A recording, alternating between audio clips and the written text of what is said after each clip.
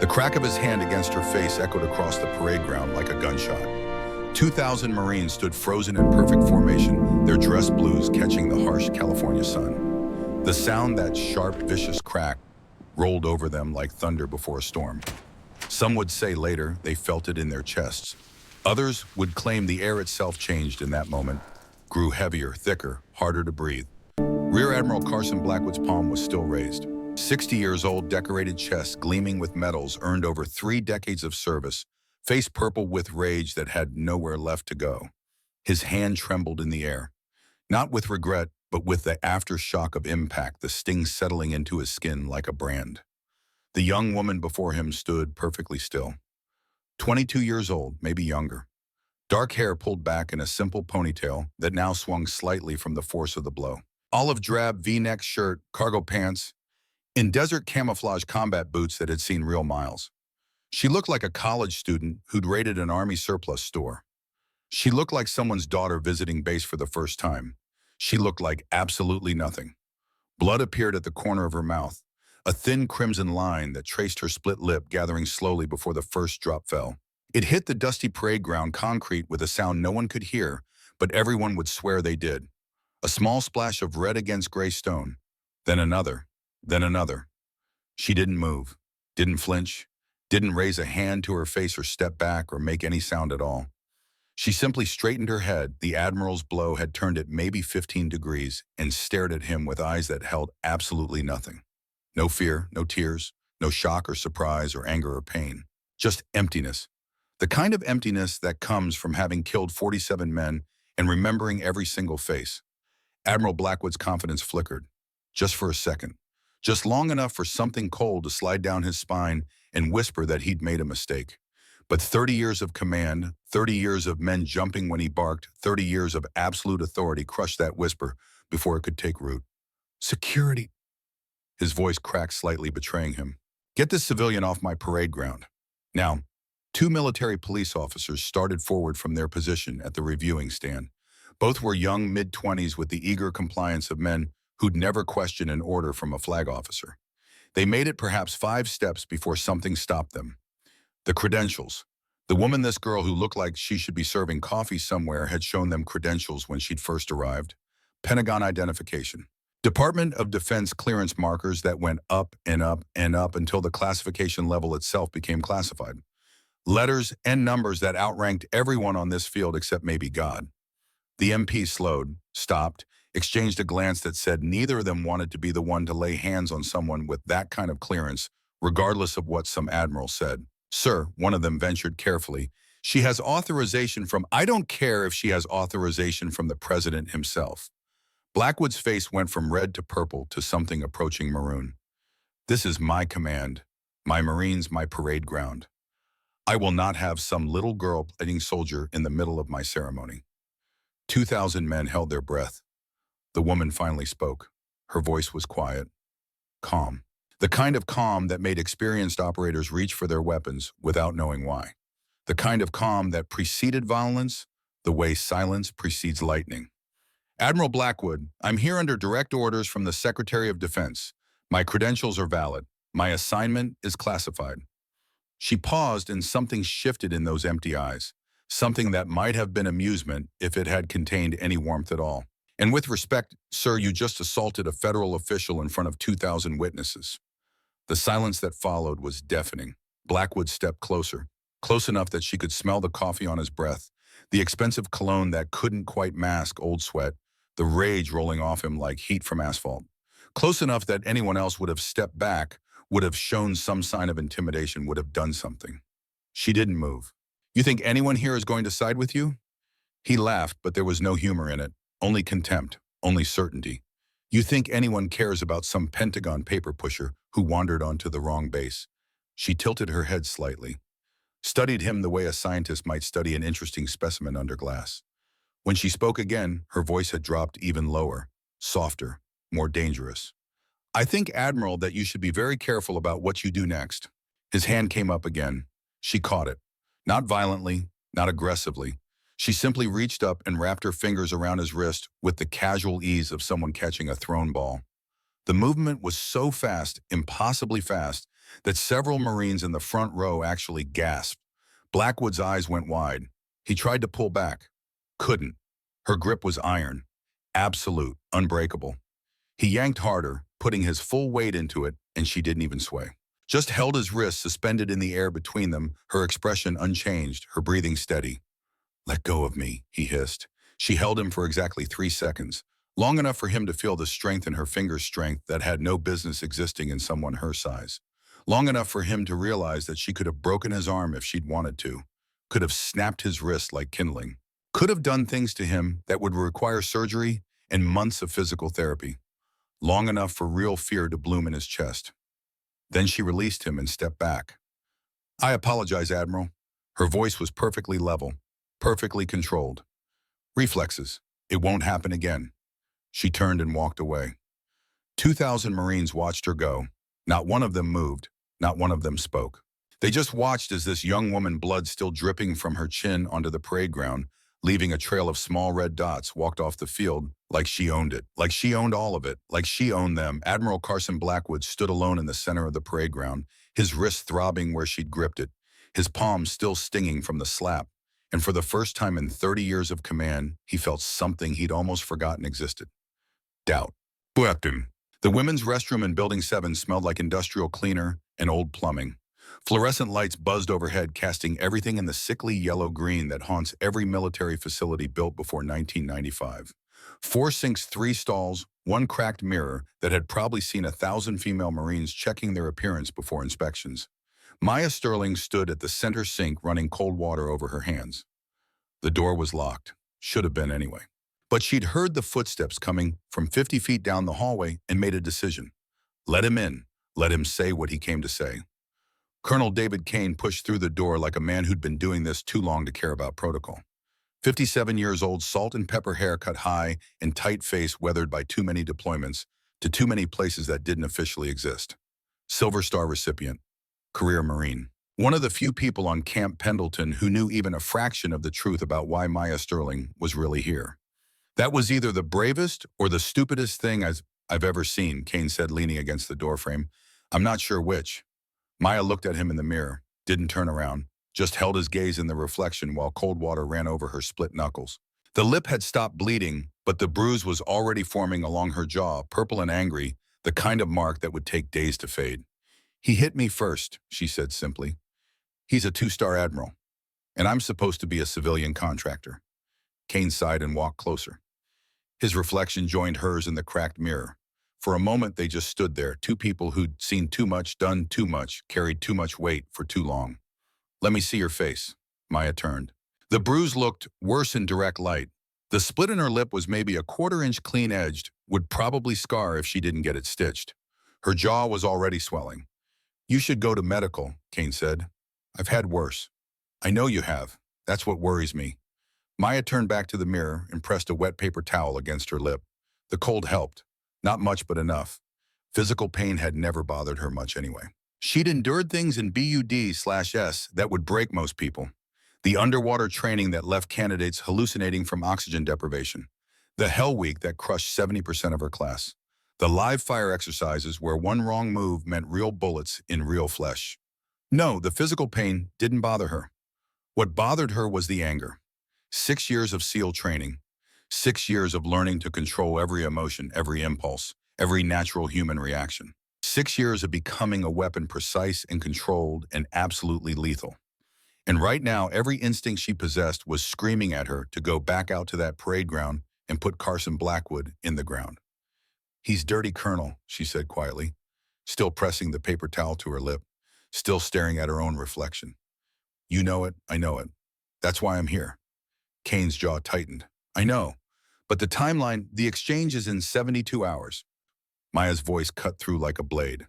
Calm, factual, absolutely certain. "Blackwood is going to sell classified submarine patrol routes to a foreign operative. If that information gets out, every Ohio-class submarine in the Pacific becomes a target. We're talking about nuclear deterrent capabilities. We're talking about thousands of lives. And you're supposed to observe and report, not engage." Maya's eyes met his in the mirror. Something flickered in them. Something that made Kane wish he'd chosen a different line of work, a different conversation, a different life entirely. He engaged me first. Maya. My name is not Maya. Her voice had changed, gone cold, gone empty, gone to that place where she kept the things that made her dangerous. Not really, not here. My call sign is Ghost. I've been a SEAL since I was 18 years old. I've killed 47 enemy combatants in 4 combat deployments. I have a Medal of Honor that I'm not allowed to wear and a service record that doesn't officially exist. She turned to face him directly. No mirror between them now. Just the truth, raw and unfiltered. I came here to do a job, and one pompous admiral with a power complex isn't going to stop me. Kane was quiet for a long moment. He'd known Maya Sterling for 6 months, since the day Naval Special Warfare Command had assigned her to this investigation. Since the day they'd briefed him on who she really was, what she'd really done, why she was really the only person who could pull this off. He'd read her file, the parts that weren't redacted anyway. He'd seen the after-action reports from Syria, from Yemen, from half a dozen operations that would never make the news. He'd reviewed the psychological evaluations that all said the same thing in different ways. Exceptional operator, highly functional. Potentially dangerous if personal trauma remains unaddressed. But reading a file and standing 3 feet from the reality were different things entirely. Your father would be proud of you, he said finally. The coldness in Maya's eyes flickered. Just for a second. Just long enough to show that somewhere beneath the operator, beneath the ghost, there was still a human being. Still a daughter who'd lost her father. Still a 22-year-old woman who carried weight no one her age should have to bear. My father is dead, she said. Her voice was quieter now, softer, but no less absolute. Because of intelligence leaks. Because someone in the military sold information that got his team killed. She pulled a chain from beneath her shirt. 2 dog tags hung from it, worn and scratched. Kane could just make out the name stamped into the metal. Sterling James T. Captain U.S. SEAL Team 7. So no, Colonel, I'm not going anywhere. I'm going to find out who's responsible, and I'm going to make sure they pay. Kane nodded slowly. He'd expected this. Hoped against it maybe, but expected for it. Maya Sterling wasn't here just for national security. She was here for revenge. Justice. Closure. Whatever word you wanted to use for the thing that drives people to walk into fire, because standing still hurts worse. What do you need? Time, access, and for you to keep Blackwood busy while I work. He's not going to let this go. He'll come after you. Maya smiled. It didn't reach her eyes. Didn't reach anything. I'm counting on it, sir. Admiral Carson Blackwood stood in his office staring out the window at the parade ground below. The ceremony had continued. Of course it had. 20 years of distinguished service medals, 3 promotions, 4 commendations. The machine ground on regardless of interruptions, regardless of civilian contractors who didn't know their place, regardless of uppity little girls who thought Pentagon credentials made them untouchable.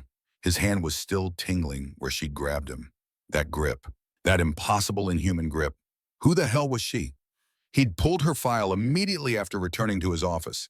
Had his aide bring it up on the secure system, the one with access to personnel databases most people didn't even know existed. Vance Elena. No, wait, that wasn't right. Different name in his head. Sterling Maya, 22 years old. Pentagon contractor, specializing in tactical assessment. Security clearance so high that half the file was redacted.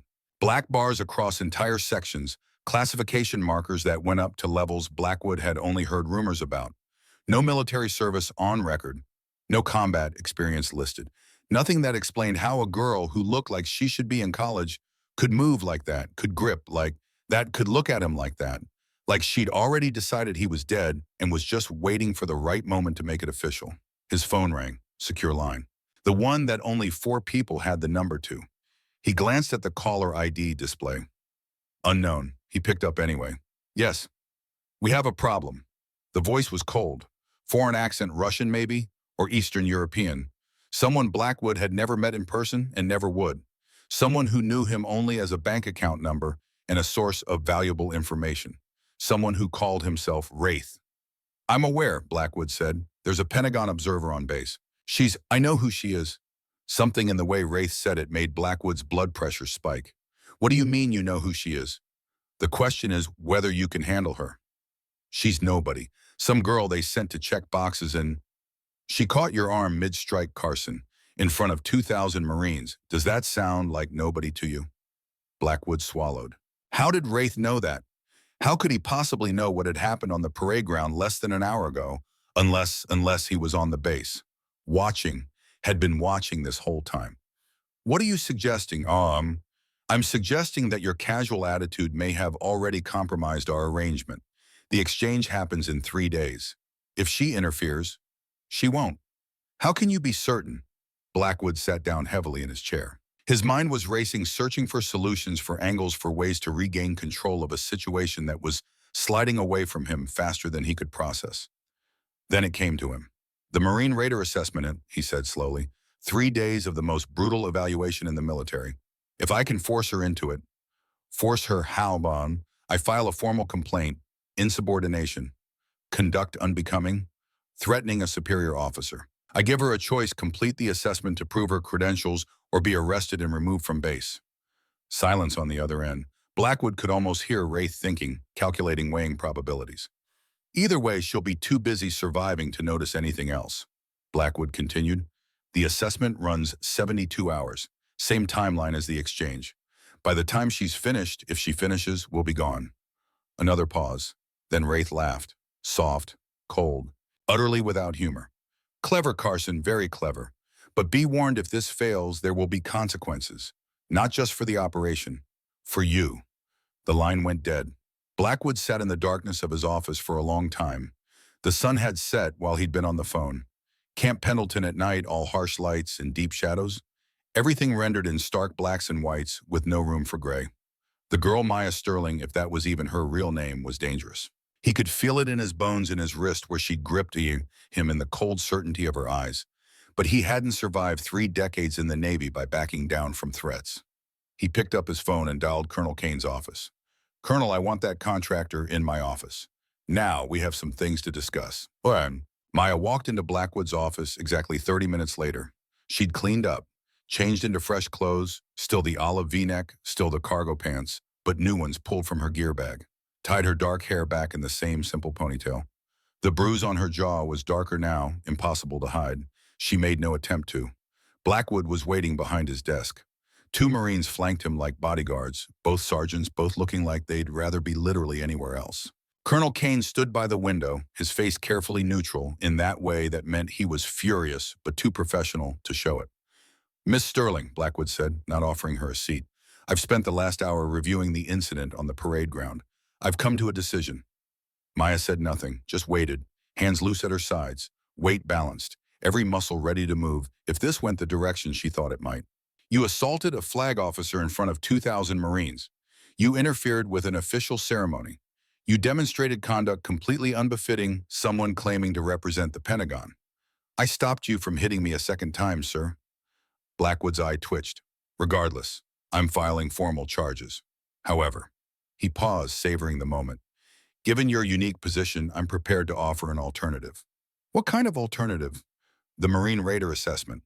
Blackwood smiled. It was the smile of a predator who thought he'd cornered his prey. 72 hours of physical and mental evaluation. The same test we use to select our most elite operators. If you complete it successfully, I'll drop all charges and allow you to continue your assignment. Kane stepped forward. Sir, that's completely... I wasn't talking to you, Colonel. Maya's expression didn't change. She just stood there, processing, calculating, running through scenarios and outcomes and possibilities. The assessment would consume the next 3 days. The exact 3 days she needed to surveil Blackwood to gather evidence to be in position when the exchange happened. It was a trap, obviously.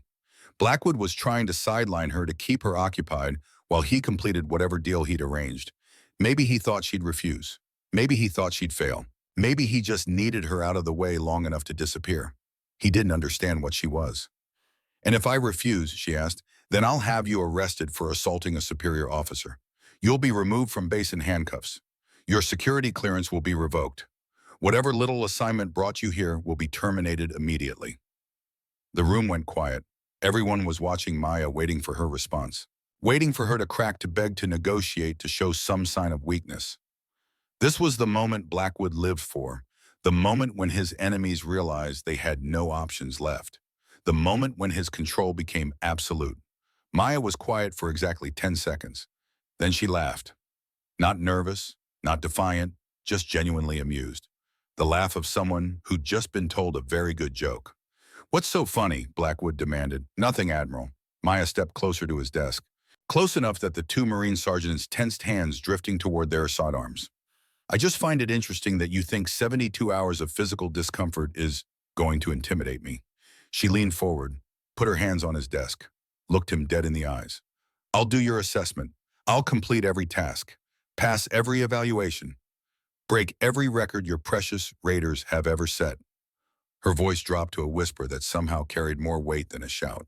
And when I'm done, you're going to wish you'd just let me do my job. Blackwood's smile faltered, just for a second, just long enough to show the crack in his certainty. You're very confident for someone who's never served a day in uniform. Maya leaned in closer, close enough that only he could hear her next words. Who says I haven't?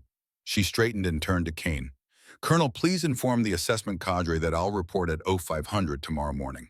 I assume Admiral Blackwood wants to observe personally. Kane nodded slowly. His eyes were wide. He'd seen something in that exchange, something that confirmed what he'd suspected, what the redacted files had hinted at. Good. Maya walked toward the door, paused with her hand on the frame, didn't look back. Oh, and Admiral, you might want to ice that wrist. It's going to bruise. She walked out without waiting for a response. Blackwood stared at the empty doorway for a long moment. His wrist was throbbing. His face was hot. And somewhere deep in his gut, a voice was screaming that he'd just made a terrible, terrible mistake. He silenced it with another sip of coffee. The girl was bluffing. Had to be. Nobody could survive the Raider assessment without extensive military training. Nobody could pass the evaluations, the stress tests, the physical brutality designed to break the strongest men the Corps could produce. By tomorrow night, she'd be broken, bleeding, begging to go home. He was sure of it, absolutely sure. Maya didn't go back to her quarters.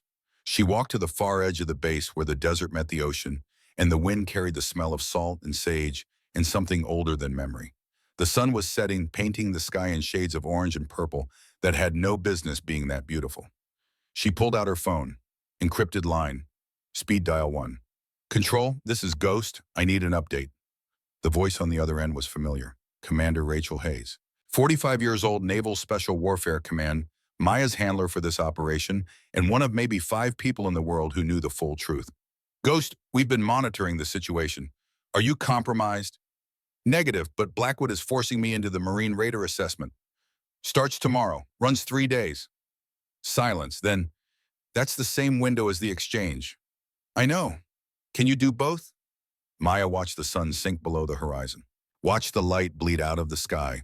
Watched darkness claim the world 1 degree at a time. I don't have a choice. If I withdraw from the assessment, I lose access to the base. If I lose access, Blackwood makes the exchange and disappears before we can touch him. We could extract you, send another team. No time, and no one else has my access. She paused. Besides, this is personal now. Maya, he sold the intelligence that killed my father. More silence. Longer this time. Hayes knew about Captain James Sterling, knew about the Syria mission, the ambush, the cover-up, knew that Maya had spent 3 years searching for answers that kept getting buried under classification stamps and redacted reports. If that's true, Hayes said carefully, if you can prove it, I will. I just need 72 hours. All right, but Ghost, be careful. Blackwood is connected. If he finds out who you really are, he won't. How can you be sure? Because he sees what everyone sees. Maya's voice hardened like steel cooling. A young woman, a civilian, someone to be dismissed and underestimated. That's always been my greatest weapon. She hung up before Hayes could respond. The wind picked up, whipping her dark hair around her face. Maya reached under her shirt and pulled out the dog tag chain. The metal was warm from her body heat, worn smooth from 3 years of constant contact. Sterling James T., Captain U.S.N. She pressed the tags against her lips, felt the cold metal, remembered the man who'd given everything to make her who she was. 3 years, Dad, she whispered. 3 years since you died, and I still don't know why, but I'm going to find out. I promise. She gripped the tags tighter, and whoever is responsible, they're going to pay. The stars were coming out now. Millions of them scattered across the darkening sky like diamonds on black velvet. Somewhere up there, Maya liked to think her father was watching.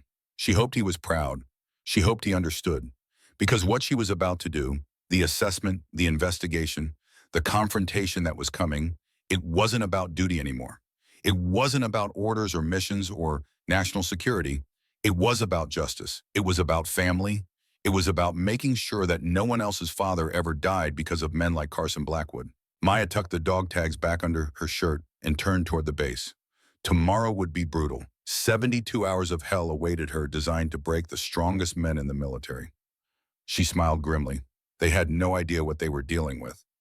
4:30 in the morning came too early and not early enough. Maya stood outside the assessment staging area dressed in standard-issue PT gear that someone had reluctantly provided after 3 phone calls and a direct order from Colonel Kane. Black shorts, gray navy t-shirt, running shoes that had seen better days. Around her, 15 other candidates milled nervously in the pre-dawn darkness, their breath visible in the cold desert air.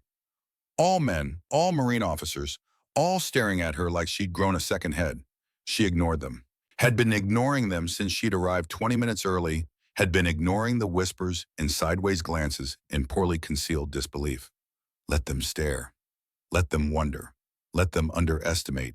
It would make what came next so much sweeter. The door to the main building crashed open. Gunnery Sergeant Braddock Nolan emerged like a force of nature given human form. 52 years old, built like a tank that had been left out in the sun too long, with a face that looked like it had been carved from granite, using only a dull chisel in pure spite. Force Recon veteran, 3 combat deployments, Silver Star recipient, a man who had forgotten more about breaking people than most instructors would ever learn. His eyes held all the warmth of a winter storm in Alaska. Listen up. His voice carried across the staging area like a thunderclap, cutting through the nervous chatter like a blade through silk. For the next 72 hours, you belong to me. You will eat when I say eat, sleep when I say sleep, breathe when I say breathe.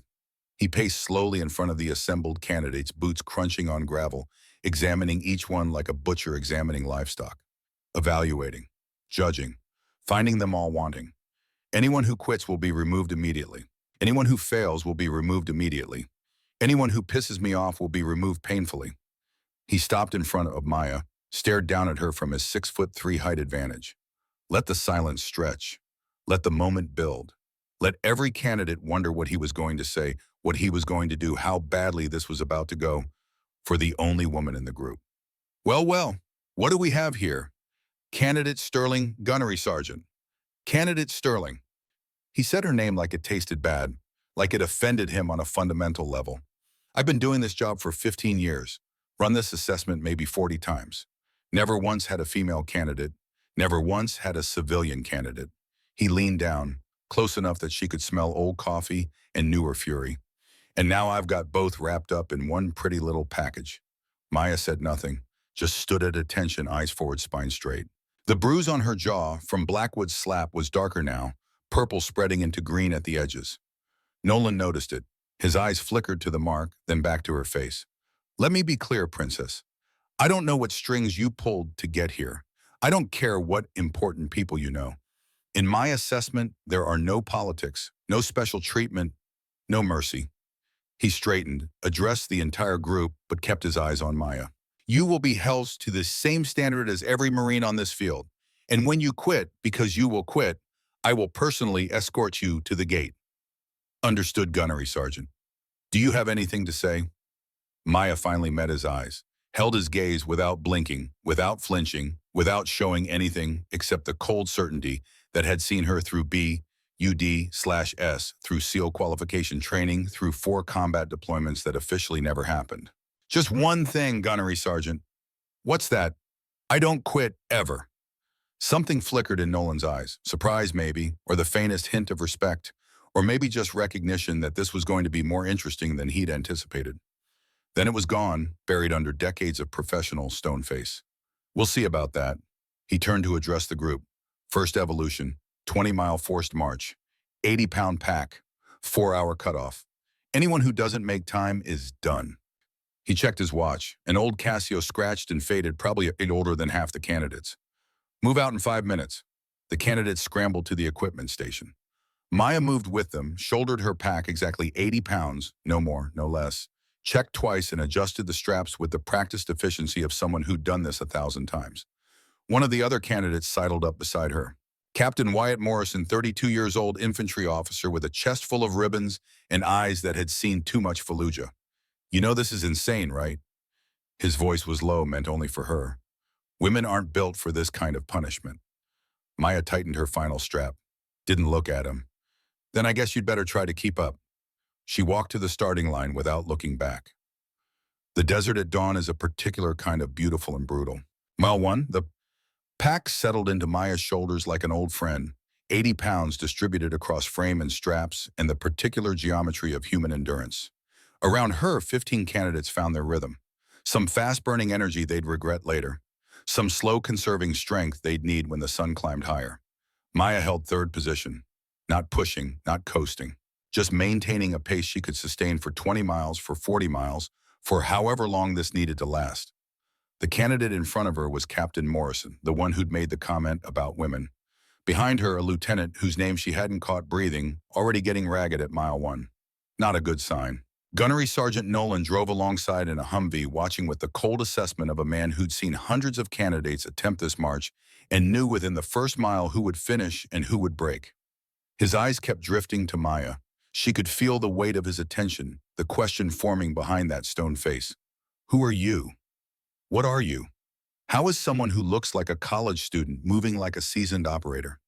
She gave him nothing. Just kept her pace, kept her breathing controlled, kept her mind focused on the endless rhythm of one foot in front of the other. Mile 5. The first candidate quit. Just stopped walking, dropped his pack, sat down in the sand.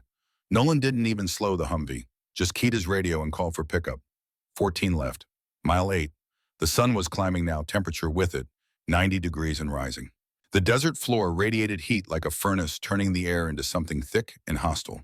2 more candidates fell out. One from heat exhaustion, one from what looked like a stress fracture in his ankle bone, showing through skin in ways that made even Maya wince. 12 left. Mile 12, Maya moved into second position. The candidate ahead of her was flagging his pace, slowing by degrees, each step taking a fraction of a second longer than the last. She passed him without comment, without acknowledgement. Just flowed past like water around a stone. Morrison was still in first. Stubborn, determined, probably fueled more by pride than by strategy at this point. He glanced back when Maya pulled even with him, saw her there, and something hardened in his expression. "What the hell are you?" he gasped between breaths. Maya didn't answer, just kept moving. Mile 15. Morrison broke, not physically. His body was still moving, still functional, but something in his will cracked like glass under pressure. Maya saw it happen, saw the moment his determination turned to desperation, turned to defeat. He slowed, stopped, bent over with hands on knees, gasping like a man drowning in air. Maya passed him, took first position, opened up her stride just slightly, not enough to burn out, just enough to put distance between herself and the pack. Behind her, she could hear Nolan's Humvee keeping pace. Could imagine him watching her with those cold evaluator's eyes, running calculations, checking boxes on whatever mental checklist determined who passed and who failed. Let him watch. Let him wonder. Let him see what happened when you underestimated someone because they didn't fit your expectations. Well, 18. Only 8 candidates still moving. Maya was 300 meters ahead of second place. Her legs were screaming. Her shoulders felt like they were being torn apart by the pack straps. Every breath burned like fire in her lungs. She didn't slow down. This was nothing. BUD/S had been worse. Hell Week had been worse. The 50-mile forced march she'd done in SEAL qualification had been worse. This was just pain, and pain was just information, and information could be processed and filed away and ignored. Her father's voice echoed in her head. A memory from when she was 12 years old, learning to run distance for the first time. The pain doesn't matter, baby girl. Only the mission matters. Only finishing matters. Mile 20. Maya crossed the finish line with 8 minutes to spare. Time 3 hours, 52 minutes. Third fastest time in the history of the assessment. Fastest female time ever recorded because no female had ever attempted this before, let alone finished. Gunnery Sergeant Nolan was waiting. His face was unreadable. He stood beside his Humvee clipboard and hand stopwatch around his neck, looking at Maya like she was a puzzle he couldn't quite solve. Time, he said flatly. 3 hours, 52 minutes. Best female time in the history of this assessment. Maya straightened. Her breathing was hard but controlled. Sweat soaked through her shirt, dripped from her hair, turned the desert dust on her skin into streaks of mud. But she was standing, upright, functional. "What's the best time overall, Gunnery Sergeant?" Nolan's eyes narrowed. 3 hours, 45. The other candidates were still struggling in, Morrison crossed at 3 hours 58, face purple, legs shaking. 3 more made it before the 4-hour cutoff. The rest didn't finish at all. 8 candidates remained. But in that moment, standing in the brutal California sun with her shoulders on fire and her lungs burning and Gunnery Sergeant Nolan staring at her like she'd just violated the laws of physics, it was just the two of them. "What are you really?" Nolan asked quietly. Not for the record, not for the assessment. Just genuine human curiosity from a man who'd seen thousands of Marines attempt this march and could count on one hand the number who'd finished in under 4 hours. "Just a civilian contractor, Gunnery Sergeant. Didn't you hear?" She walked past him toward the recovery area. Nolan watched her go, his mind racing. He'd seen that kind of performance before. That kind of efficiency, that kind of control, that kind of movement.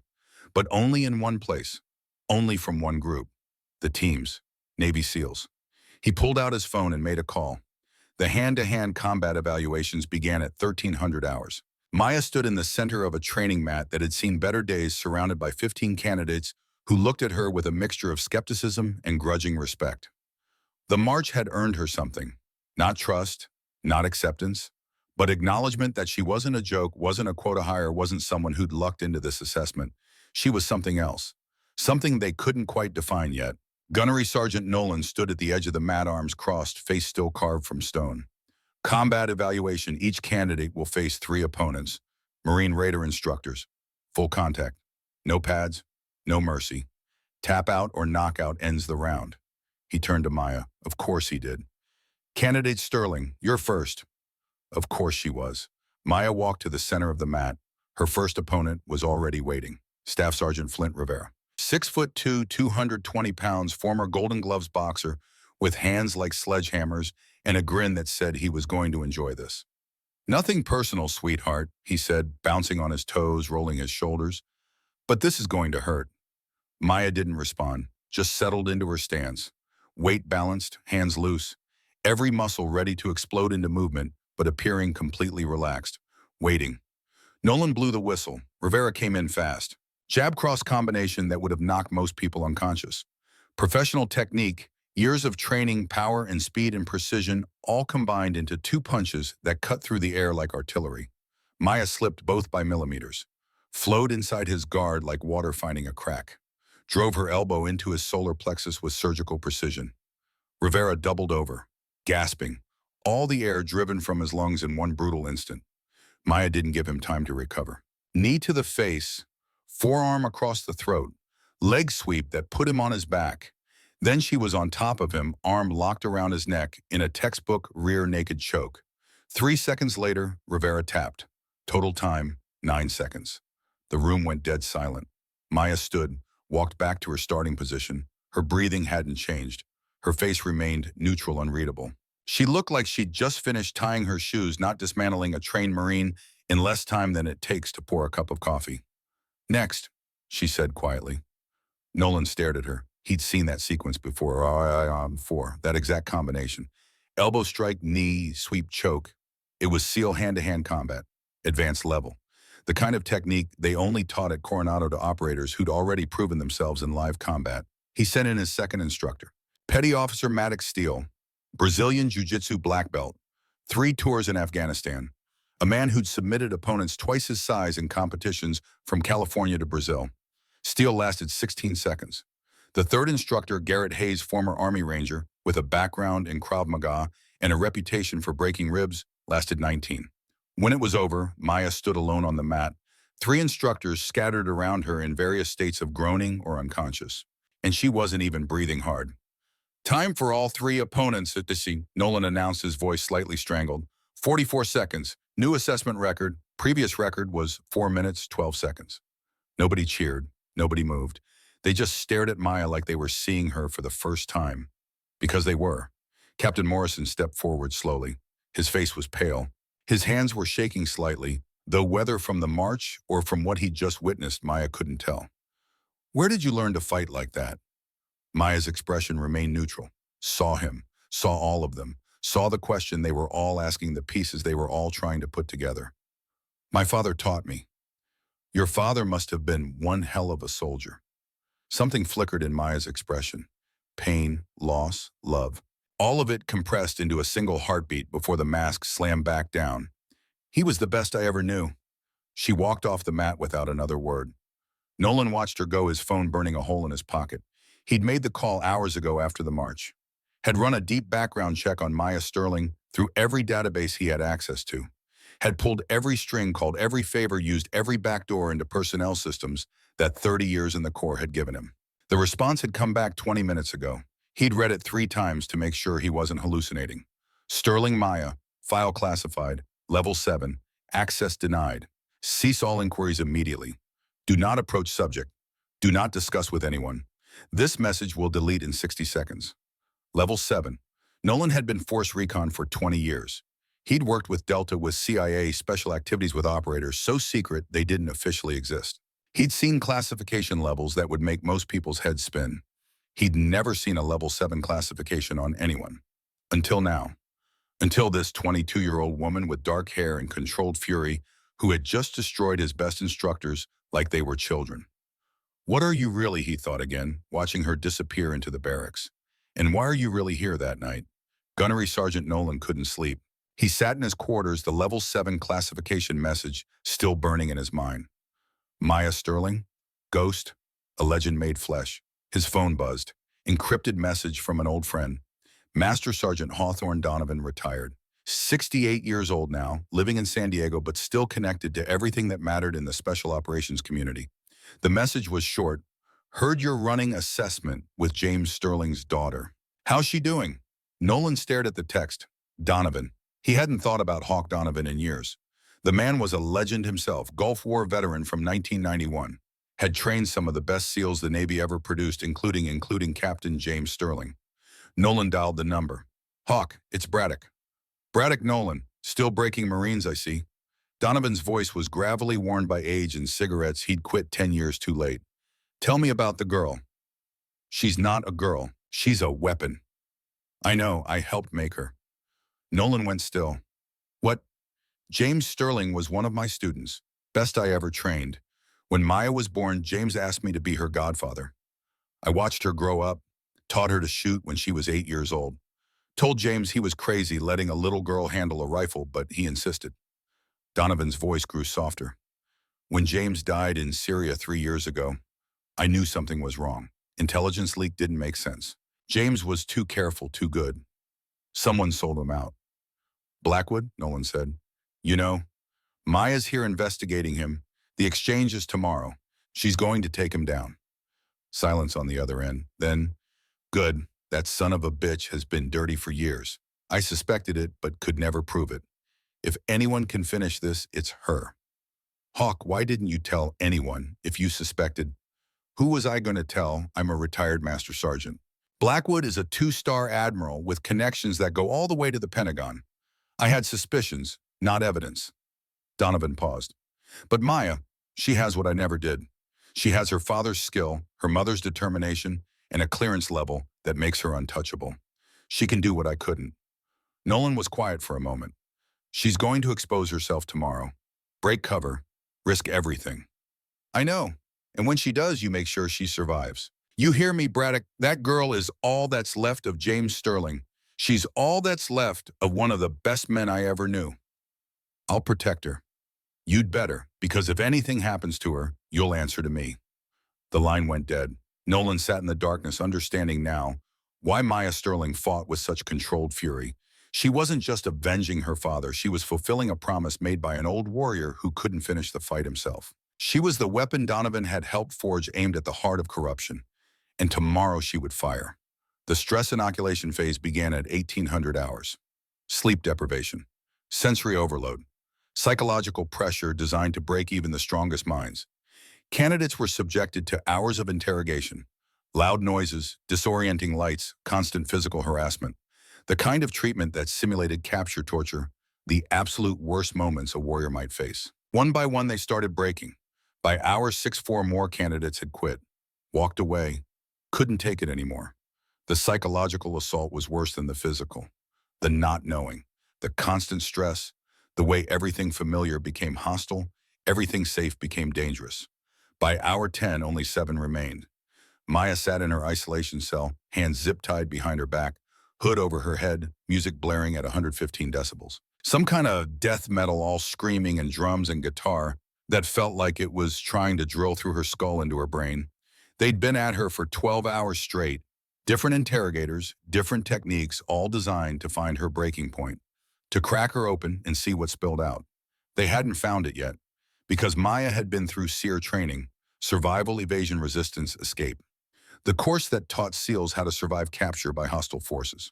The course that broke 30% of candidates in the first week. The course that used actual torture techniques, actual psychological warfare, actual methods developed by actual enemies. This was amateur hour by comparison, but she played along, gave them nothing but name, rank, serial number. Except she didn't have rank or serial number, not officially, so she just gave them her name over and over in a flat monotone that revealed nothing. Sterling, Maya Sterling, civilian contractor. Pentagon authorization. Sterling, Maya Sterling, hour 12. The door to her cell opened. New footsteps, heavier than the instructors, more deliberate. The kind of footsteps that belonged to someone who'd never questioned their authority to be wherever they wanted. Remove the hood. That voice, Maya knew that voice. Admiral Carson Blackwood. Light flooded her eyes as the hood came off. She blinked twice, pupils adjusting, and found herself face to face with the man who had slapped her 48 hours ago. He was in dress whites, full uniform. Every medal, every ribbon, every piece of brass polished to a mirror shine. A show of authority, a demonstration of power. "Leave us," Blackwood ordered the guards. They hesitated. This wasn't protocol. Candidates weren't supposed to have contact with anyone outside the assessment cadre during stress inoculation. It violated a dozen regulations, compromised the integrity of the evaluation. "I said leave us." They left. Blackwood pulled up a chair, sat directly in front of Maya, close enough that she could see the vein pulsing in his temple, close enough to smell his expensive cologne mixing with older sweat. "I've been watching you." His voice was soft, conversational, like they were old friends catching up over coffee. "The march, the combat evaluations, the way you've handled every challenge they've thrown at you." He leaned closer. "You're not a civilian contractor, are you, Miss Sterling?" Maya's face remained blank. "I don't know what you mean, Admiral." "Don't play games with me." His voice hardened. "I've spent 30 years in this Navy. I know an operator when I see one. The way you move, the way you fight, the way you look at people like you're calculating exactly how to kill them." He grabbed her chin, forced her to meet his eyes. "Who sent you, CIA Naval Intelligence?" Maya held his gaze without flinching. "The Pentagon sent me to observe your training protocols. That's all." "Liar." "Prove it." Blackwood's grip tightened. His fingers dug into her jaw hard enough to leave marks. "I don't need to prove anything. I'm a 2-star admiral. You're nobody. And if you think completing this assessment is going to protect you, you're wrong." He released her chin, stood up, paced the small cell like a caged animal. "I can make you disappear. I've done it before." Maya's eyes flickered, just for a second, but Blackwood caught it. "That got your attention, didn't it?" He smiled, cold, triumphant. "You think you know things about me. You think you're here to find something. But you have no idea what you're dealing with. I have friends in places you can't imagine. Friends who would do anything to protect our arrangement." "What arrangement would that be, Admiral?" Blackwood laughed. "Nice try, but I didn't survive this long by being stupid." He walked toward the door, paused with his hand on the frame. "Here's what's going to happen. You're going to fail this assessment. I don't care how good you are. Tomorrow's evolution will break you. And when it does, you're going to disappear. Quietly, permanently. No one will ever know what happened to you." He glanced back over his shoulder. "Oh, and Miss Sterling, that father of yours, the one who taught you to fight." Maya's blood ran cold. "What was his name again?" The silence stretched. Blackwood's smile widened. "James Sterling, Captain, Navy SEAL, died in Syria 3 years ago during a classified operation." He paused, let it sink in, let her feel the weight of it. Such a tragedy. Intelligence leak, wasn't it? Someone sold his team's location to the enemy. His smile turned vicious. "They never found out who." He opened the door. "Sleep well, Sterling. Tomorrow's going to be a very long day." The door closed behind him. Maya sat alone in the darkness, her whole body trembling. Not with fear, with rage. Pure, white-hot, uncontrollable rage that threatened to consume everything she'd built, everything she'd trained for, everything she'd become. He knew, Blackwood knew about her father, knew how he died, knew about the intelligence leak, which meant he was involved. Not suspected, not maybe, confirmed. Carson Blackwood had sold the information that killed Captain James Sterling. Her father had died because of the man who had just walked out of this room. Maya closed her eyes, forced herself to breathe, in through the nose, out through the mouth. The same technique her father had taught her when she was 7 years old, crying because the boys at school said girls couldn't be soldiers. The pain doesn't matter, baby girl. Only the mission matters. But the cold wouldn't come. Not this time. This time the fire was too strong, the rage too absolute, the need for vengeance too overwhelming to control. She opened her eyes. Something had changed in them. Something fundamental. The controlled neutrality was gone, replaced by something far more dangerous. Purpose. 40 hours into the assessment, and Maya hadn't slept. The rage was keeping her awake, keeping her sharp, keeping her focused on the single goal that now consumed her entire existence. Carson Blackwood was going to pay. Not just for the treason, not just for the secrets he'd sold, but for her father. For Captain James Sterling, who had died alone in a Syrian desert because a 2-star admiral had decided that money was worth more than loyalty.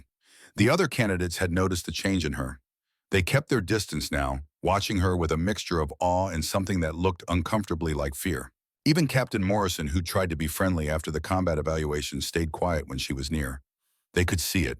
Whatever had been cold and controlled before was now burning. Not out of control, not wild, but burning with an intensity that made the air around her feel charged, dangerous, like standing too close to a live wire. Gunnery Sergeant Nolan saw it too. His usual stone face had developed cracks, lines of concern that hadn't been there before. He pulled Maya aside during a rare break between evolutions, his voice low enough that the other candidates couldn't hear. "Candidate Sterling, you need to sleep. You've been awake for almost 2 days." "I'm fine, Gunnery Sergeant." "You're not fine. You're operating on adrenaline and willpower. That's not sustainable." Maya turned to look at him. Her gaze was steady, unflinching. When she spoke again, her voice had dropped even lower. "Gunnery Sergeant, do you have children?" The question caught him off guard. "2 daughters, 12 and 15. "Would you die for them?" Without hesitation. "Would you kill for them?" Nolan was quiet for a long moment. The question hung in the air between them, heavy with implications neither of them wanted to examine too closely. "If someone threatened my girls," he said finally, "yeah, I'd kill for them. I'd burn down the whole world." Maya nodded slowly. "My father felt the same way about me. He spent 18 years teaching me everything he knew. How to shoot, how to fight, how to survive. He made me who I am." She paused. When she spoke again, her voice was softer, but somehow carried more weight. "And then someone took him away from me, sold information that led to his death, and that someone is still walking around free, wearing a uniform, pretending to be a patriot." Nolan's face had gone pale. He opened his mouth, closed it, opened it again. "Candidate Sterling, I'm going to find that person, Gunnery Sergeant. And when I do, I'm going to make sure they answer for what they did. Not just to my father, to every operator who's ever died because someone in their own military decided to betray them." She walked away before he could respond. Nolan stood there for a long time, his mind racing. Level 7 classification. SEAL combat techniques. A father who was a Navy captain. Accusations of treason against someone on this base. The pieces were coming together into a picture he didn't want to see, but couldn't look away from. And somewhere in San Diego, Master Sergeant Hawthorne Donovan was waiting for news that his goddaughter had finished what he'd started decades ago. Day 3. The final evolution. 6 candidates remained. Maya and 5 men, all looking like they'd been through a meat grinder and barely survived. Exhausted, battered, running on fumes and determination and the stubborn refusal to quit. That defined the kind of person who even attempted this assessment. But Maya looked different. While the others showed clear signs of sleep deprivation and physical exhaustion, she moved with the same controlled precision as day 1. If anything, she seemed more focused now, more dangerous. Like the assessment had stripped away something unnecessary and left only the essential core, the weapon beneath the woman. Gunnery Sergeant Nolan stood in front of them, clipboard in hand, face grimmer than usual. The conversation with Donovan still echoed in his mind. The weight of 3 decades of suspicion of an old warrior who'd spent years hunting a traitor he couldn't catch now rested on Maya's shoulders. Final evolution, urban combat simulation, live ammunition, real stakes. You'll be divided into 2 teams. One team defends a high-value target in the mock village. One team attacks. Swap roles after 4 hours. Highest combined score wins. He paused, looking at each candidate in turn. His eyes lingered on Maya for a fraction of a second longer than the others. This is the most dangerous evolution of the assessment. People have been injured. People have been killed. If any of you want to withdraw, now is the time. Nobody moved. Nolan nodded. Good. Teams will be assigned randomly. Report to the staging area at 0800. He turned to leave, then stopped. Looked back at Maya. Candidate Sterling, a word. They waited until the others had filed out. Alone in the briefing room with morning light streaming through dusty windows and the smell of old coffee thick in the air, Nolan finally said what he'd been holding back for 3 days. I know what's happening today. Maya's expression didn't change. It's an urban combat simulation. You just explained, not the exercise. His voice was flat, hard. The exchange, supply building Charlie. 1,400 hours. Maya went very still, the kind of stillness that predators achieve right before they strike. When she spoke, her voice was barely above a whisper. I don't know what you're talking about, Gunnery Sergeant. Yes, you do. You've been investigating Blackwood since day one. He stepped closer. You know something's wrong on this base. You've probably known for a while. Silence stretched between them, Maya calculating, Nolan waiting. Two warriors trying to decide if they were allies or enemies. Finally, Maya reached under her collar, revealing the chain that never left her neck. The dog tags glinted in the morning light. Sterling James T. Captain, U.S. and SEAL Team 7. I'm his daughter, she said quietly, and I'm here to finish what he started. Nolan stared at the tags, his mind putting the pieces together. The combat skills, the classification, the rage he'd seen building in her eyes over the past 3 days. You're a SEAL. It wasn't a question. The youngest woman ever to complete BUD/S, graduated 4 years ago. 47 confirmed kills. Medal of Honor classified. Call sign Ghost. Ghost. Nolan breathed the word like a prayer. The stories were real. The legend standing in front of him was flesh and blood. Jesus Christ, he whispered. You're Ghost. I'm Ghost. And I'm here because Admiral Carson Blackwood has been selling classified information to foreign intelligence for at least 8 years. The exchange today involves submarine patrol routes. If those routes get out, every Ohio-class submarine in the Pacific becomes a target. Blackwood, Nolan's face had gone white. You're sure, positive, and that's not all. Maya's voice hardened into something that could cut steel. 3 years ago, he sold the location of a SEAL team operating in Syria. My father's team. They were ambushed. No survivors. Mother of God. I'm going to stop that exchange today, and I'm going to make sure Blackwood spends the rest of his life in prison. But I need your help. Nolan was quiet for a long moment. His whole career had been built on following orders, respecting the chain of command, trusting in the system. And now a 22-year-old woman was telling him that system was rotten at the highest levels. But he'd seen what she could do. He'd read that classification. And he'd looked into her eyes and seen the truth. More than that, he'd spoken to Hawthorne Donovan, a man he trusted more than most flag officers who'd helped forge this weapon. What do you need? During the exercise, I need to break away from my team. I need approximately 15 minutes to get to supply building. Charlie confirmed the exchange and take Blackwood into custody. Can you create a distraction? What kind of distraction? The kind that keeps everyone busy. The kind that explains why I'm not where I'm supposed to be. Nolan nodded slowly. I can do that. But Sterling, if this goes wrong, it won't. If it does, we're both finished. Court-martial, prison, everything. Maya tucked the dog tags back under her shirt.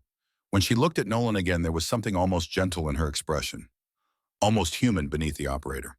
Gunnery Sergeant, my father gave his life for this country.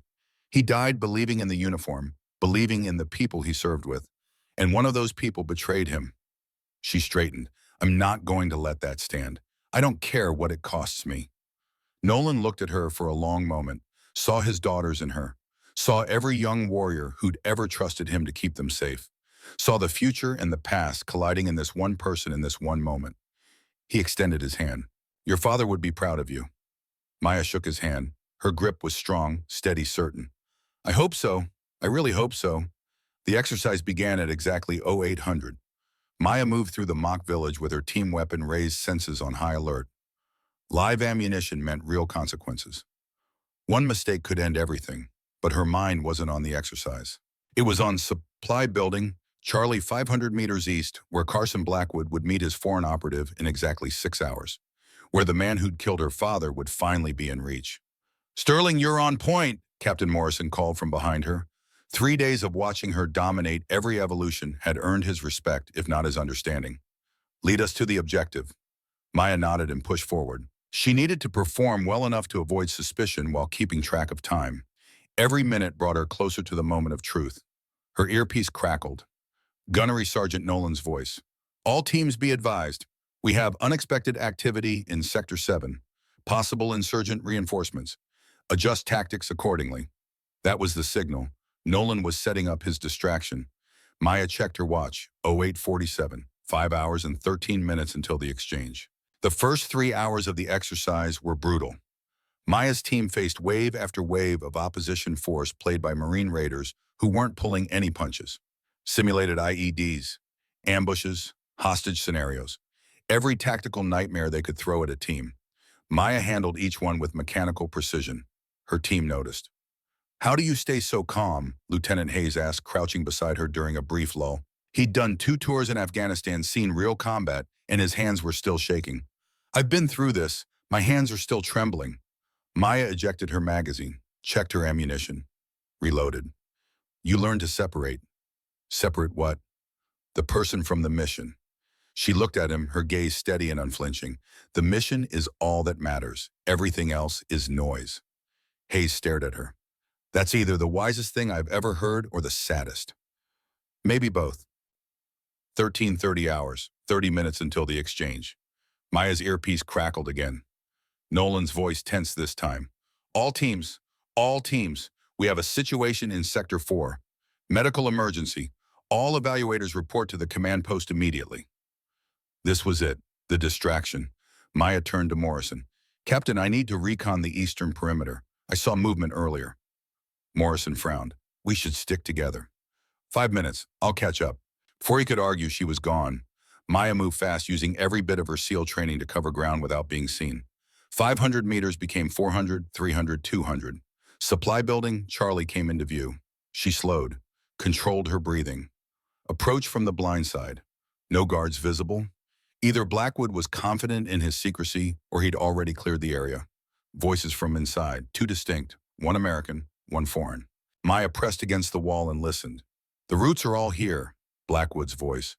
"Every Ohio-class patrol for the next 6 months. Deployment schedules, communication protocols, emergency procedures, everything you asked for. And the price, the foreign voice, Russian accent, cold as Siberian winter. 3 million, same as always. Half now, half on delivery confirmation." Maya's blood ran cold, same as always. This wasn't the first exchange. Blackwood had been doing this for years, selling out his country piece by piece while wearing the uniform of a patriot.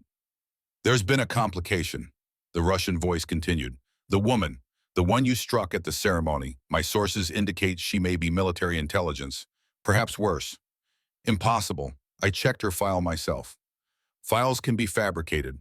Identities can be manufactured. I think you should eliminate her before she becomes a problem." A pause.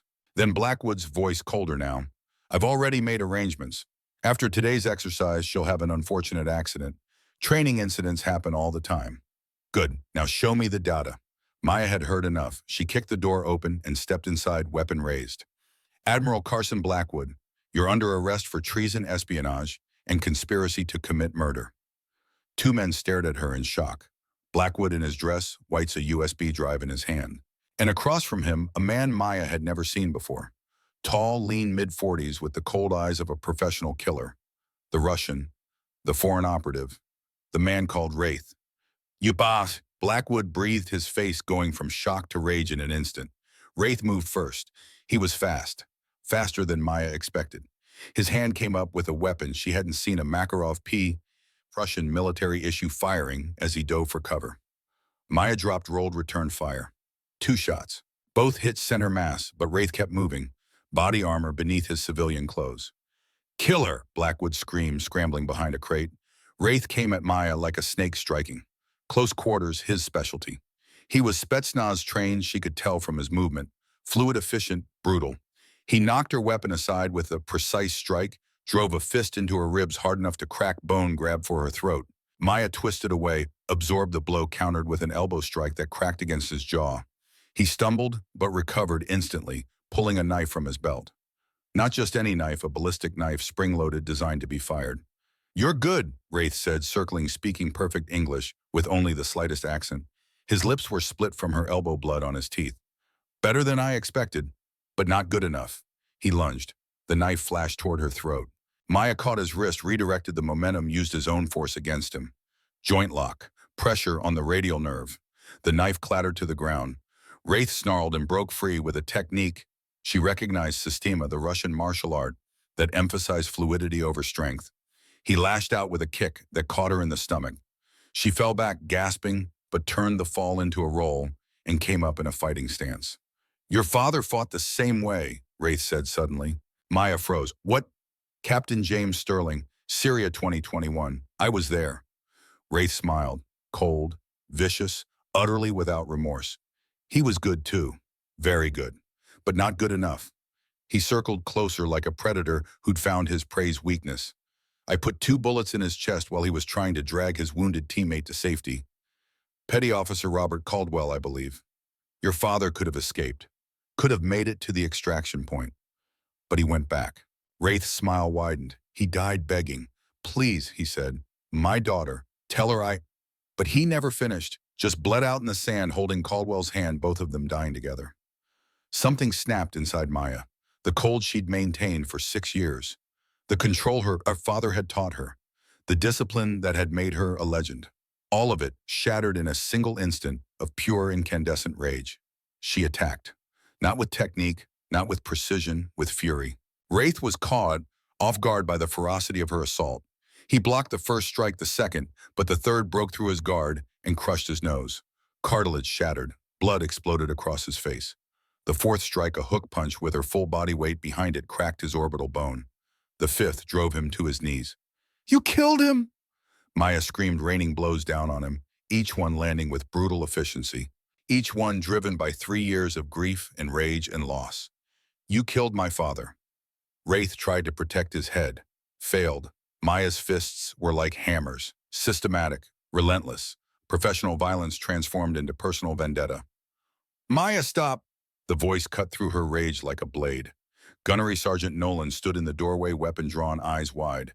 Behind him, Colonel Kane and 2 MPs were taking positions. "He's down. It's over."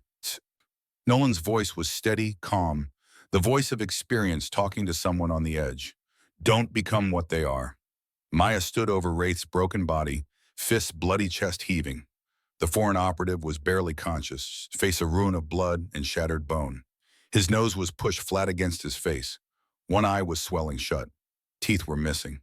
"He killed my father," she whispered. Blood dripped from her knuckles onto Wraith's chest. "He told me. He was there. I know." Nolan moved closer, careful, gentle, like approaching a wounded animal who might lash out. "But this isn't the way. Your father wouldn't want this. You know he wouldn't." Maya stared down at Wraith. It would be so easy. One more strike, one more blow, and the man who had taken everything from her, who had stood over her father's dying body and watched him bleed out in Syrian sand. Her father's voice echoed in her mind. A memory from years ago teaching her the difference between warriors and killers. The day killing becomes easy is the day you stop being human. The pain doesn't matter, baby girl. Only staying human matters. She stepped back. Her hands were shaking now, not from rage, from the effort of control, from choosing justice over vengeance when every cell in her body screamed for blood. "Cuff him, she said, her voice hollow. "And find Blackwood." He ran. Nolan moved quickly, securing Wraith with zip ties while the MPs called for medical. The Russian would live, would stand trial, would spend the rest of his life in a cell, knowing that a 22-year-old woman had beaten him within an inch of his life and then chosen mercy. Maya pointed toward the back exit with a bloody hand. Blackwood went that way. She took off running. Blackwood was sprinting toward the parking lot, his dress whites flapping behind him like broken wings. He reached a Humvee, yanked open the door, fumbled with the keys.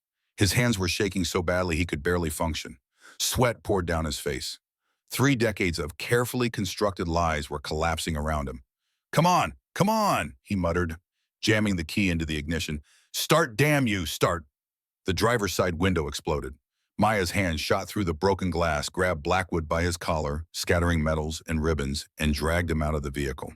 He hit the asphalt hard, screaming, as glass cut into his face and arms. Blood mixed with his sweat turned his white uniform pink. Please, he begged, crawling backward, leaving a trail of blood on the pavement. Please, I can explain. I can give you money. Names. I can explain. Maya stood over him. Her voice was quiet now, deadly calm.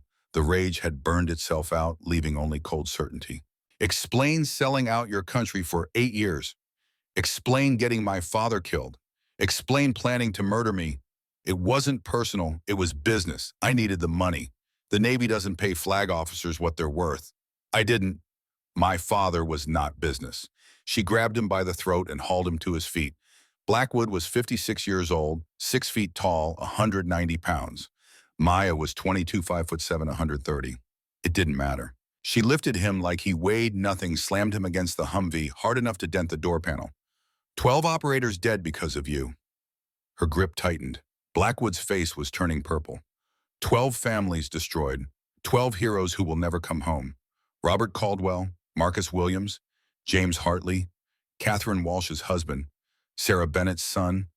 Names you never bothered to learn because they were just transactions to you. She leaned in close, her voice dropping to a whisper that somehow carried more menace than a shout. You called me a brat. You slapped me in front of 2,000 Marines. You thought I was nothing. She smiled. It was terrible to see. I am the daughter of Captain James Sterling. I am a United States Navy SEAL, call sign Ghost, and you are going to spend the rest of your miserable life in a cell at Leavenworth, knowing that the girl you dismissed brought down your entire operation. She released him. Blackwood collapsed, sobbing, his dress whites ruined with blood and glass and the physical evidence of his fear. You can't prove anything. My lawyers will. We have recordings of your entire conversation with Wraith, audio and video. Maya held up a small device she'd pulled from her pocket. I've been wearing a wire since day one. We have the USB drive with the submarine routes. We have testimony from Alexei Volkov. Yes, we know his real name, the foreign operative you've been working with. She crouched down to his level, looked him in the eyes. Your lawyers are going to need lawyers, Admiral.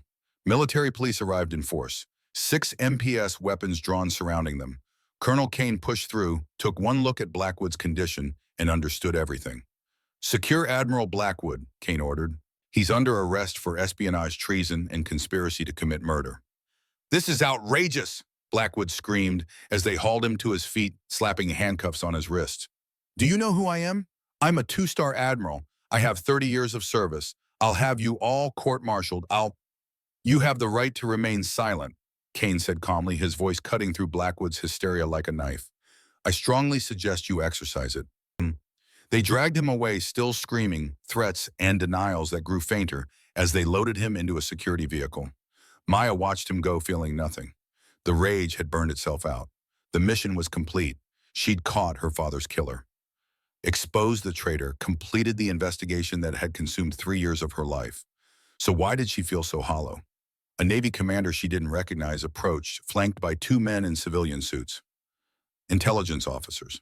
Maya had seen enough of them to recognize the type CIA or DIA, the kind of people who operated in shadows and never appeared in official photographs. Lieutenant Sterling, Commander Rachel Hayes, Naval Special Warfare Command. I'm your handler.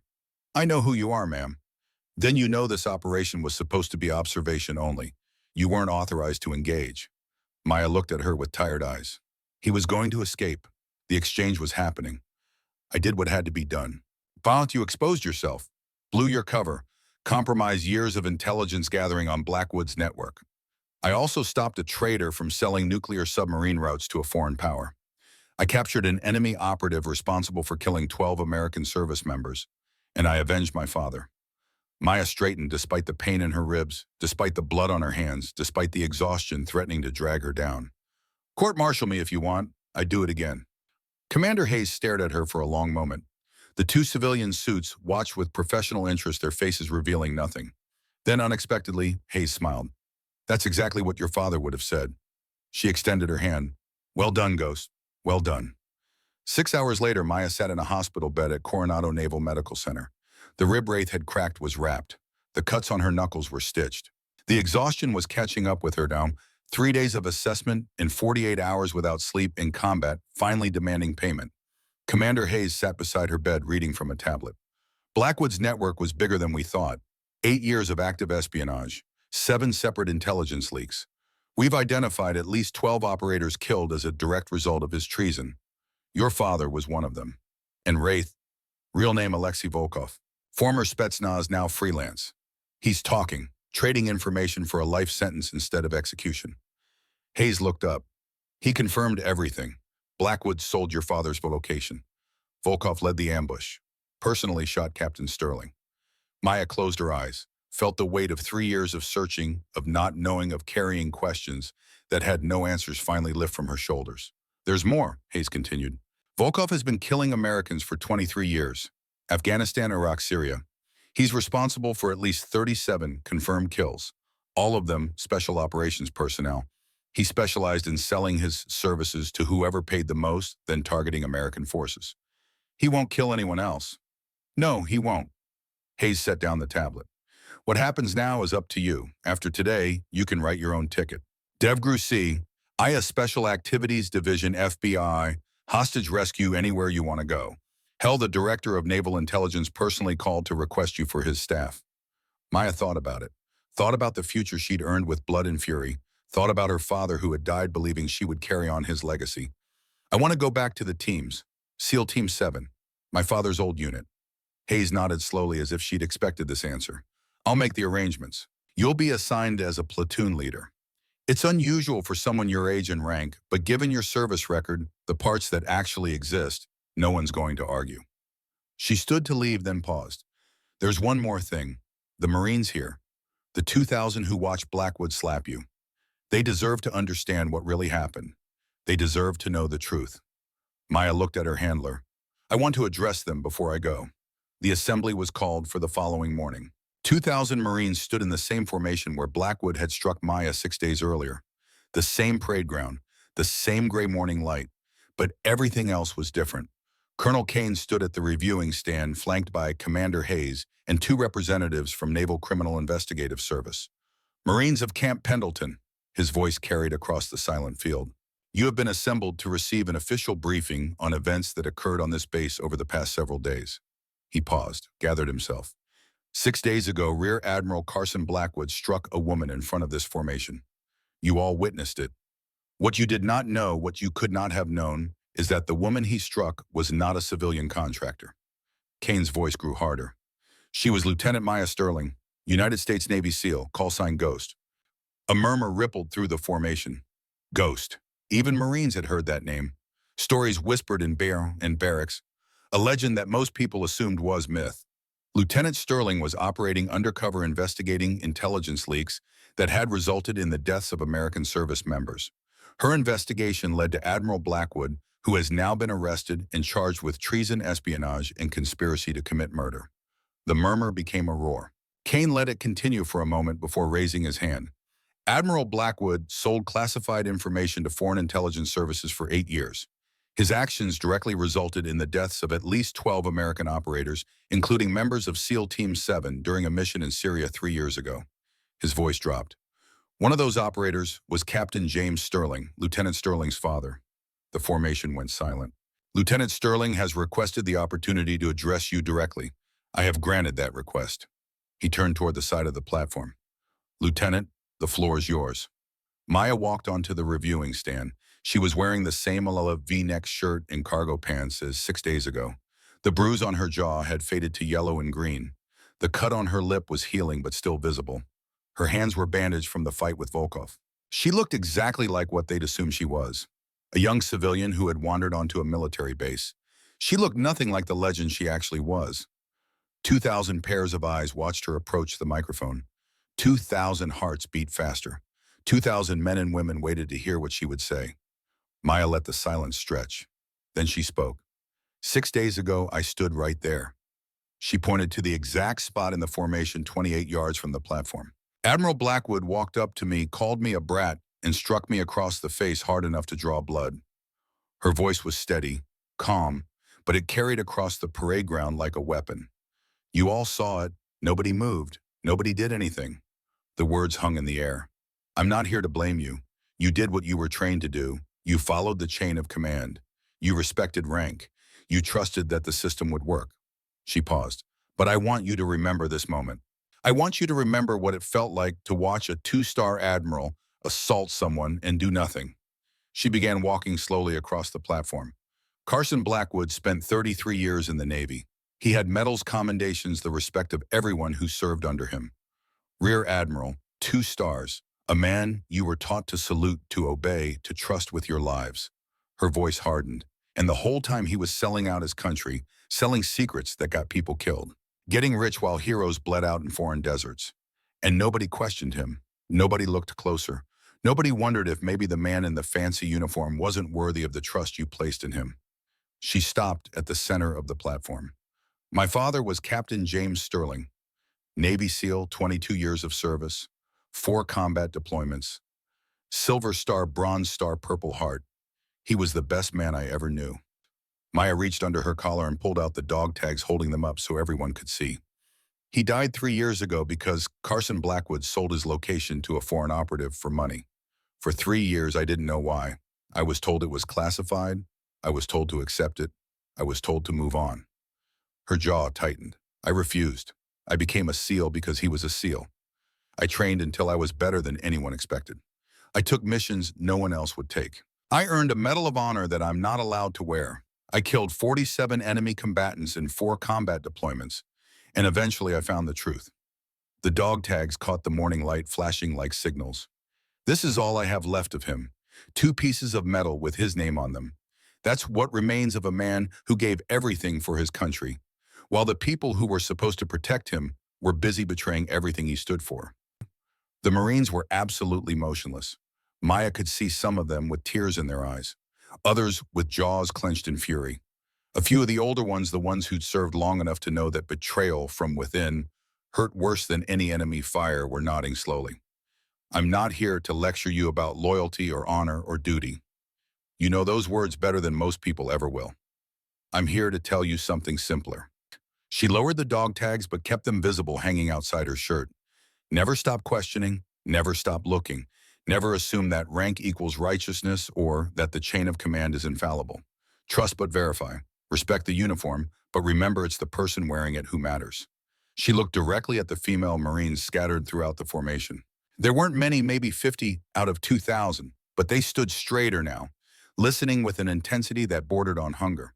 And for those of you who've been told you don't belong, who've been called sweetheart or princess or brat by men who assumed your gender made you weak, remember this moment. Remember that the woman Admiral Blackwood dismissed as a little girl playing soldier is the one who brought him down.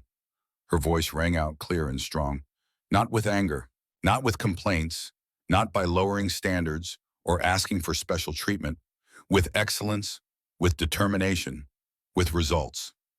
Maya came to attention and saluted the formation. I am Lieutenant Maya Sterling, call sign Ghost, and I am proud to serve alongside every one of you.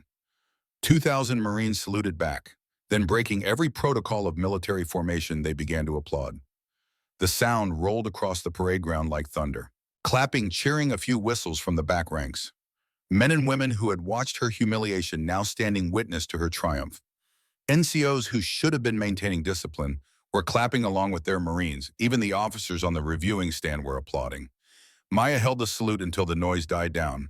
Then she turned and walked off the platform, her head high, her stride steady, a warrior who had finally found peace. 1 year later, Maya stood on the deck of an aircraft carrier, watching the sunrise over the Pacific Ocean. Her shoulder still ached, sometimes a reminder of the bullet she'd taken during the Nathaniel Cross extraction 6 months ago. The mission that had almost killed her. The mission where she'd ordered her team to leave her behind and they'd refused. Where Chief Tyler Brennan and Lieutenant Hayes had come back through enemy fire to carry her to safety. The mission that had proven she was more than just a legendary operator. She was a leader worth following. Behind her, Ghost Squadron assembled. 12 operators now, 3 of them women, the first integrated SEAL combat team in history. The experiment that everyone said would fail. The unit that had the highest mission success rate in naval special warfare. A figure approached from the ship's superstructure. Tall despite his age, silver hair cut military short, wearing a windbreaker over a faded SEAL Team 7 t-shirt. Master Sergeant Hawthorne Hawk Donovan, 69 years old now, officially retired for 3 years but unofficially serving as senior advisor to Ghost Squadron at Maya's personal request. Her godfather, the man who taught her to shoot when she was 8. the man who'd trained her father. The man who'd spent decades suspecting Blackwood, but never having the proof to bring him down. "Morning, Godfather," Maya said without turning around. She could recognize his footsteps from 100 yards away. Donovan stood beside her, looking out at the same sunrise. They were quiet for a long moment, two warriors who understood each other without needing words. "Your father would be so damn proud of you," Donovan said finally. His voice was rough with emotion worn by age and too many cigarettes. "First female SEAL Squadron commander. Taking down Blackwood, building something that matters. I had good teachers. You had too. James taught you to be a warrior. I just taught you to shoot straight." He paused. "And to question authority when authority deserved questioning." Maya smiled. It was a real smile, not the cold mask she showed the world. "You taught me more than that." Donovan reached into his pocket and pulled out something small and worn. A challenge coin. Gulf War 1991 5th Special Forces Group. The same coin he'd carried through Desert Storm, through 30 years of service, through training James Sterling, and watching Maya grow up. "I want you to have this," he said, pressing it into her hand. The brass was warm from his body heat. Maya looked down at the coin. It was worn smooth by decades of handling the edges, rounded the inscription, barely visible. Death before dishonor. "Hawk, I can't." "Yes, you can. I carried that through the Gulf War in 91. Your father carried it through his SEAL qualification in 98. Now it's yours." He closed her fingers around it. "Pass it on when the time comes, to someone who understands what it means." Maya felt tears threatening, pushed them back. "Thank you." "Don't thank me. Just keep doing what you're doing. Keep building leaders. Keep proving them wrong. Keep making your father proud." He started to walk away, then paused. "And Maya, when you go into the dark today, remember what James always said. The pain doesn't matter. Only the mission matters." "No," Donovan turned back, his eyes serious. "That's what he said when you were young. What he said at the end, right before his last deployment, was different." Maya went still. "He said the mission matters, but staying human matters more. Never forget that, Hawk. Never let her forget that." Donovan's voice grew softer. "So yes, stay cold in the field. Stay controlled under fire. But stay compassionate in your soul. The world has enough killers, Maya. We need more warriors. More people like you." He disappeared back into the superstructure, leaving Maya holding the challenge coin and feeling the weight of 2 generations of warriors resting on her shoulders. She looked down at the worn brass, then slipped it into her pocket next to her father's dog tags. 2 pieces of metal, 2 legacies, 1 mission. Chief Tyler Brennan appeared moments later, 2 cups of coffee in his hands. He'd served with her father in the early 2000s, had been on 3 deployments with Captain James. Sterling had been at his funeral and watched a 19-year-old Maya stand stone-faced while they played taps. "Ready for today, ma'am?" "Always, Chief." He handed her one of the coffees. They stood in comfortable silence, watching the sun climb higher. A young ensign approached nervously. Fresh from BUD/S, one of only 5 women to ever complete the training. 19 years old and trying very hard not to look starstruck. "Commander Sterling," her voice cracked slightly. "I just wanted to say you're the reason I enlisted. You're the reason I pushed through Hell Week when the instructor said I should quit. You're the reason I'm here." Maya turned to look at her, saw herself 6 years ago standing on the edge of something terrifying and wonderful. "What's your name, Ensign?" "Nora McCready, ma'am." "McCready, good name."